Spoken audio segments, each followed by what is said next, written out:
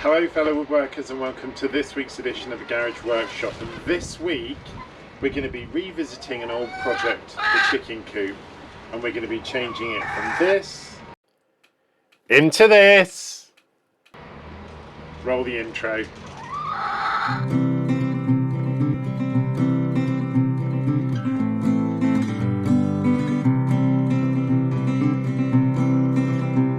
So, the chicken coop was one of my first projects, and I'll put a link to it up there. Apologies if you can hear the chickens. They know I'm standing here and they want to know what's going on.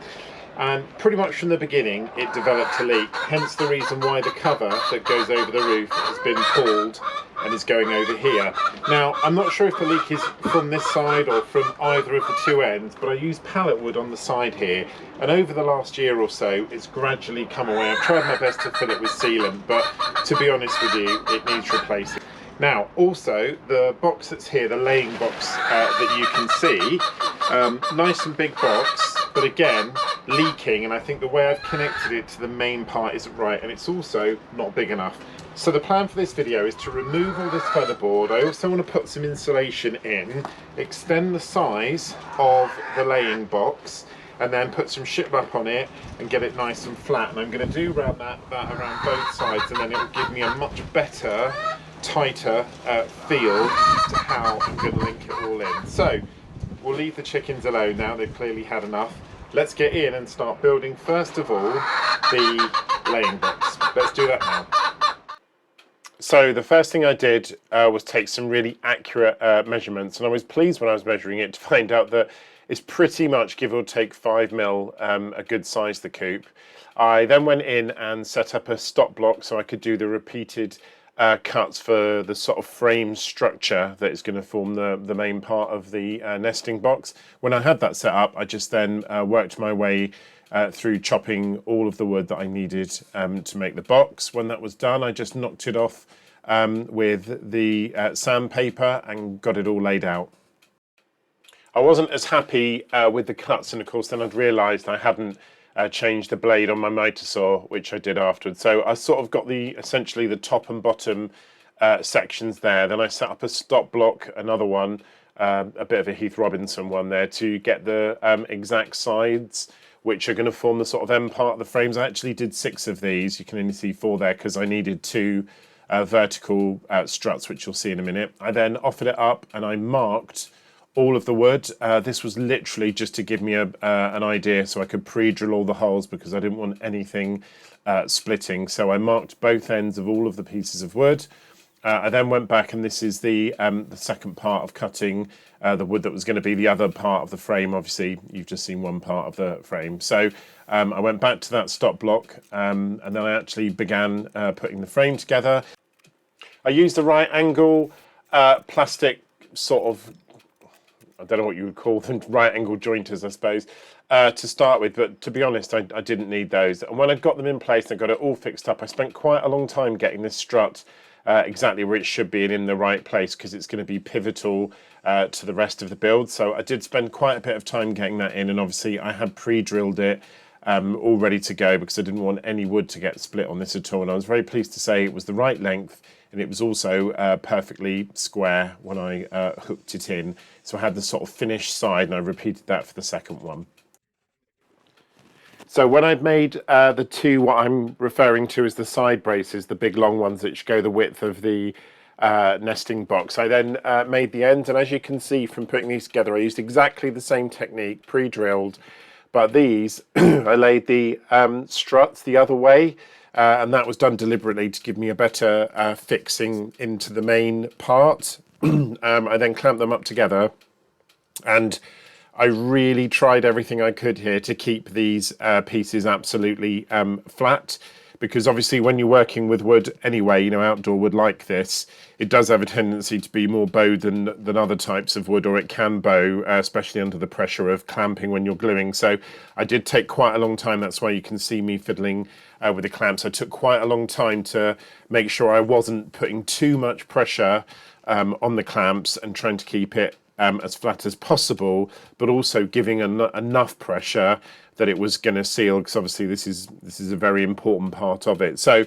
this one, I stood the clamps up and actually felt I got a better purchase than the other one. And you can see the wood's not 100%. It wasn't completely flat milled straight wood when I started, but to be honest with you, I was pleased with how they'd finished out overall.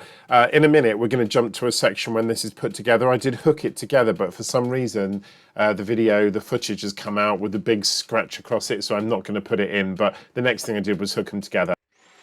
I then used a piece of scrap 12mm MDF that I had lying around, which is going to form the base of the nesting box. I wanted to use this on purpose. I did treat it with sealant because I wanted something that was substantial but not massively heavy. So when I cut it out, I offered it up and it was an absolutely perfect fit. You can just see in the video there, I'm just checking that it matches up and aligns, which it does. I mean, to be fair, I did draw around the MDF. I drew around the frame with the MDF, but even so, it's still nice to get it exactly right. I'm just marking out now some spaces in the middle, and then I'm using a piece of this white sort of kitchen board. It's sort of like the board you get on the back of cabinets. You can see the type of board there, just to be the inside sort of section. And the reason why I've gone for this board specifically is it's got a wipeable sort of formica feel to it, which is what I want. I didn't want normal wood on the inside as much as possible, although I've used it on the sides, but they do spend most of their time wedged up against the back. So I put it in, I cut a little wedge out just to make sure it fitted, because obviously I need to leave that void because that's where all of the insulation is going. After a little bit of persuasion, I eventually managed to get it in, which was quite good. And at this point, I realised I didn't have anything to fix it to on the side. So like a lot of my videos and a lot of my designs, this sort of developed as it went. Now, the disadvantage of doing this is obviously this is all adding additional weight to this nesting box, which isn't ideal. But to be fair, when it's attached at the end, and you'll see, there isn't a lot of worries about it going anywhere. So I put these on just to give me something to hook that sort of white board to. And I also attached a strip. You can see there's a gap at the top. I just attached a simple wooden strip to that just to take that out, so you can't see that in the finished thing. I started off using a nail gun. I'm really losing faith with this nail gun. I don't know if it's the gun or me or a combination of both, but I just wasn't happy with what it did. So I went old school and got some nails, and it did make me realise, and I don't know if this is the same with you guys at home, how long it's been since I've nailed something. I just tend to use my tack gun or my airstrike gun that you've just seen, my little brad nailer when I do, or glue. It's been a long time since I've nailed something, and to be honest, I've got a couple of the nails bent. I'm not the best nailer in the world, and actually it was quite tricky nailing that, but I did decide to go for the nails, and I was really pleased when I did, because at the end it was actually really strong. The wood was really held in there, and I'd never considered before nailing it. It was only when I was thinking, oh, what am I going to do, and I noticed that I had a box of nails, and I thought, oh, why not use nails? We don't use them enough. So they're galvanized now, so they should last forever. There's just me straightening and removing one that I bent. The next stage, after I'd done that, was to begin the sort of internal cladding, and I'm using plywood here. Now, I'm using this plywood that I recycled from the first chicken coop, and I'm doing that very specifically because at the time I treated all of this wood in a huge amount of sort of sealant. And this bit, you're not going to see it because it's going to be clad with featherboard on the top, so it doesn't matter what it looks like, but this wood has all been treated, and I thought, save me treating it again. And of course, to recycle, I'm going to use the same wood that I used before. So I cut it all up. Luckily, it was obviously in different strips, and I had just enough. There's just a couple of places where I had to sort of finagle a little sort of thinner strip, which wasn't too much of an issue, but I ran it all through the mitre saw, and I offered it all up so it was exactly the right size. Then, and I don't know, in the comments, you're probably all going to say, oh, this is going to mould. I just basically started the insulation process in the same way I did when I did my garage, when I blocked off my garage door. So I've got this material. This is the correct material for using. It's sort of like the roofing material. And I cut it out to the right shape. I then got some of this insulation that I had lying over from that project. I actually split it in half just because of the width and the depth. There was no way I was going to get a whole piece in there. And again, this is just stuff I had lying around. I didn't have to go out and buy it. So I just filled the hole as best I could, and then I just attached the sort of vapor barrier. I'm not sure if it's going to work as a vapor barrier, but to me, anything that even warms up or takes the temperature up by a couple of degrees for the chickens is well worth it, because the nesting box is where they spend the majority of their time. So for me, it would be the best if it could be insulated, or as insulated as possible. Now, the bit on the side, the green bit, you can see is held with clamps. It's not fixed in. And again, I went back to the nails to attach it when I was happy with where it was, and it wasn't the most perfect fit. And of course, there are a couple of little gaps here and there, but the beauty of this is it's all going to be clad in featherboard at the end. So none of the stuff that you can see here now, you'll see at the end. And the other thing is, obviously, the featherboard will help to close all of those gaps, those tiny little gaps or imperfections in the join between it. So it's a sort of best fit system, really. So when I'd done the back, I was pleased with how that had gone. I know the wood's a little bit bowed, but I did put quite a few nails in it. But I was happy with that. So then I just went on and literally reproduced the exact same thing on either side. I just stapled it. And by the way, I'm using galvanized outdoor staples. Just got a Stanley knife, cut it around and got it exactly the right fit. And when I was happy with that side, obviously that was a lot better. I could then offer up and attach the plywood. Now, when I did this, I did have a little gap at the back, and I just used one of the little offcuts or the off strips from cutting the other things out that I had lying around, and I just attached that. Wasn't an issue at all, just had to chop a little bit of it off.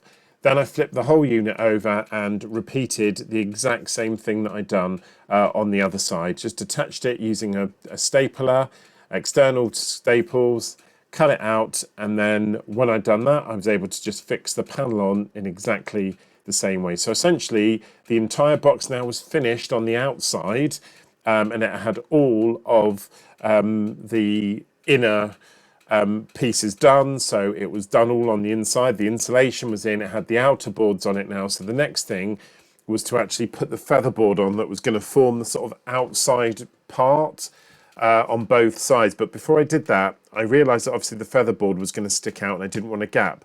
So I got some wood, which I stripped down the top, and this is more wood left over from that caravan that I had a while ago, where somebody had given me the entire contents of a caravan. So I just used an offcut there of the featherboard just to make sure that I'd got the gap right and that the featherboard would match up perfectly. Then I drilled a hole and screwed it in. I was really careful on this build. You'll see it all the way through. I pretty much pre-drilled everything because I didn't want anything splitting, particularly if I had to start all over again. Now, this is actually outdoor wood. Well, it's wood from the caravan, and it's obviously designed to be outside. It's got like a coating on it, a sealed coating. I just put that piece of wood there that you can see. That's to replicate the sort of side of the coop. That's how far in the nesting box is going to go. So that's why I put the wooden strip there. And this is the opposite side to that, because obviously this is going to push in to the coop and then be attached. So I had to leave that gap with no featherboarding in it. Again, a lot of this material is all just stuff I had lying around the garage workshop. I then took the featherboards over. I picked up these featherboards, believe it or not, from the very well-known and established coffee make, which I've told you before, who let me raid their skip. The guys let me raid their skip, and I got so much stuff, but I got this really lovely featherwood. Now, I am going to warn you now, please do not attempt anything like this on your table saw if A, you're not experienced, and B, you don't know what you're doing. So what I'm doing here is basically cutting a groove into this featherboard like you get in shiplap so that it can sit underneath, because what I didn't want was it raised off when it was attached to the nesting box. I actually wanted it fixed in completely, and obviously now I've exposed the wood, I just put in some wood treatment. This is like a water repellent bog standard thing from Screwfix, brilliant stuff.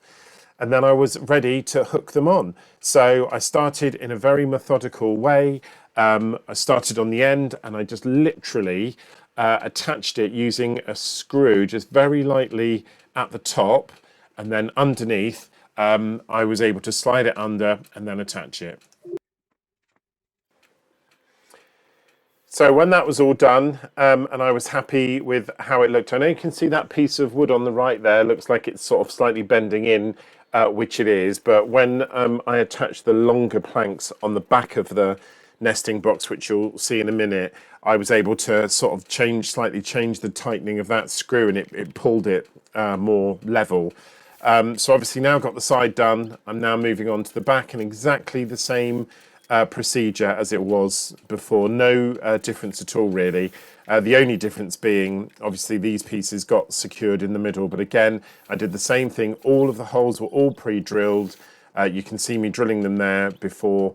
And I was so careful, so careful, because the last thing I wanted was anything to split or require changing, because that was the last thing I wanted to do. And obviously this is quite wide, this featherboard, so it really did only take 3 pieces to get it up and running and get it on. I was very happy with how it looked at the end. Obviously the bottom isn't in this at the moment, and I deliberately left a sort of hangover bit on the featherboard that would obviously cover it. The next thing that I did was I went over and I offered up the finished box. More about how I got to that stage you can see in the second video. Offered the box up, and I was intergalactically happy because it was an absolutely perfect fit. I mean, a real testament to my measuring skills, which has never been said in one of my videos. Okay, so as you just saw, the box is a perfect fit. It is a bit heavier than I wanted it to be, so how I'm gonna do that is when it's attached, I'm just gonna do some sort of angled triangle brackets here, which I'll fix into the bottom, the sort of fence post that is the bottom of the underneath of the coop, and that will help it keep it upright. I mean, the chickens, when they're in it, they don't weigh a lot, so that's not an issue. This bit over runs, so it is going to give me a ridge. So what I might do when I've done this is put a little sort of slope for the chickens to walk over, just so they don't catch. And obviously there's a little bit of a gap around the edge here, which I'm not massively happy about. Not so much on this side, because that piece of wood has snapped off on that side, which is a bit of a pain. I'm going to see if I've got another piece that I can change that with, because it now means it's not overhanging the same as everything else. So I am going to fix that before I put it on. But the next stage is just to drill all of the screws, the screw holes now, to attach this. So drilling on this side, drilling across the bottom, drilling up here, and obviously drilling across here, so that I can now actually sit this on the coop and get it installed. So I'm going to replace that piece of wood and start drilling the holes. So the next thing to do was to attach the strips. These are strips of wood. These are the ones that I cut down to sort of use on the side that I butted the featherboard up against. If you remember a minute ago, I had 2 really long strips of this, and I just cut them down to get those strips of front, and these are just the offcuts of that cut, if you see what I mean. So at the top you can see there is a gap where the strip of wood is going across, but obviously that's intentional because that's the bit that's going to sit inside the coop. So these pieces that I'm attaching, all they literally do is just block the edging between where the featherboard touches the base. So not really needed, and again added more weight, which was a bit of a pain, but not really an issue. So then I just went in and drilled all the holes I was going to screw into on the sides, on the front and on the bottom, so that when it was attached to the coop, it was nice and securely fixed and it wasn't going to go anywhere. But also, by doing this and using screws rather than any other mechanism, it also gives me the opportunity at somewhere in the future, if I want to take it off, I can take the nesting box off without a problem. I then attached it. Apologies in a minute for some oopsies you'll see as I bent over, having not pulled my trousers up. This was actually really, really awkward to do. As you can see, I'm sort of pulling a couple of funky moves, but I eventually got there. So that is the end of this first video in the series. As I said, it's a 2-part series, and in the second series you'll see how we got to the stage that you can see in front there, and also shiplapping the outside and making the roof of the nesting box. So join me in part 2. Hope you have a fantastic week.